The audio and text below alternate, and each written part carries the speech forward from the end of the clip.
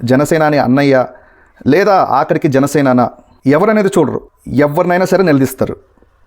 YCP కార్యకర్తలారా, మీరు జన సైనికుల నుంచి నేర్చుకోవాల్సింది చాలా ఉంది. కనీసం ఈ ఒక్క విషయం ఏంటంటారా, ఈ జన సైనికులు ఎలా ఉంటారంటే, తప్పు చేస్తే నా చొక్కా పట్టుకుని నిలదీయండి అని చెప్పిన వాళ్ళ అధినేత మాటల్ని స్ఫూర్తిగా తీసుకొని తప్పు జరిగిందా, తప్పు చేశారా, తప్పుగా మాట్లాడారా, అది సాటి జన సైనికుల లేదా జనసేన నాయకుల, జనసేనాని అన్నయ్య లేదా ఆఖరికి జనసేనాన ఎవరనేది చూడరు.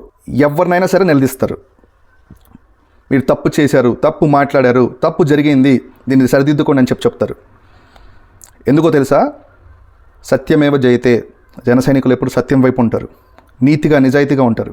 చూడండి, మొన్న ఎక్కడో డివైడర్కి తన సొంత ఖర్చులతోనే జనసేన పార్టీ మీద అభిమానంతో ఆ పార్టీ రంగులు వేశారు. కానీ జన సైనికులు మొత్తం సోషల్ మీడియా ముఖంగా దాన్ని వ్యతిరేకించారు. ఎందుకంటే రంగుల పార్టీ అని విమర్శించిన మిమ్మల్ని మేము అదే తప్పు చేస్తే ఎలాగా, మేము ఎలా సమర్థిస్తాము? అది మీరు జన సైనికులను చూసి నేర్చుకోవాల్సింది. తప్పు జరిగితే ఖండించాలి.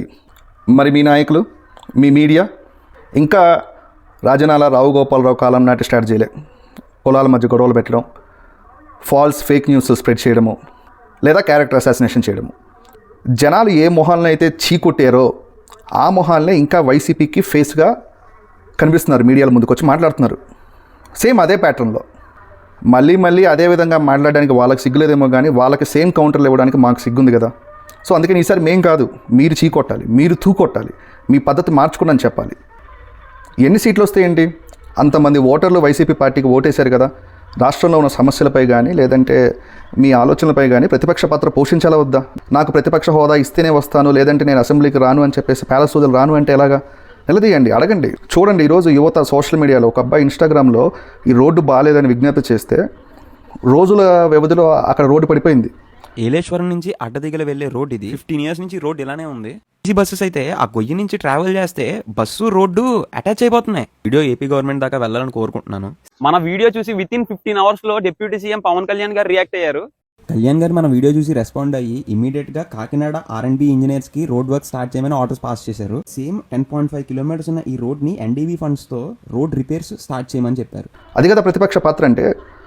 రాష్ట్రంలో ఉన్న జెన్యూన్ సమస్యలపైన మీరు గొంతు ఎత్తండి, ప్రతిపక్ష పాత్ర పోషించండి, విజ్ఞప్తి చేయండి, ఇక్కడ ఈ సమస్య ఉంది, పరిష్కరించండి అని. లేదంటే కనుక ప్రశ్నించండి, లేదంటే తర్వాత పోరాడండి.